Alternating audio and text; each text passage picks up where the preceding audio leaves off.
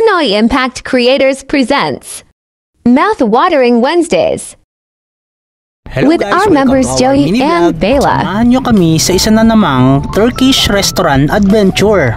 Dahil nga kung saan may sulit at masarap, dapat pinupuntahan. Tara na at samahan nyo kaming tikman ang all-time favorite, hindi lamang ng mga expats pati na rin mga locals, na talaga namang masasarap na grilled food variety. Dito lang yan sa Habib Restaurant, located at Almatar Al-Qadim Street. Sumabay pa nga sa kulitan ang mga staff nila. Napakaangas! Syempre hindi mawawala sa order namin ang grilled chicken nila. Boneless yan. Umorder na nga rin pala kami ng grilled na sibas. Well, the best din ang mga fish barbecue nila dito.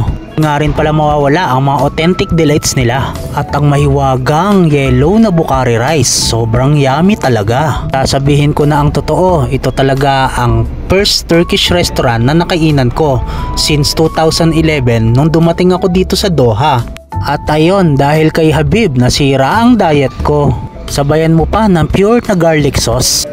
Dip it with the bread. Sarap! Paano guys, dito na tayo Click sa the link exciting on the part. description to Sige watch mo the na. full video.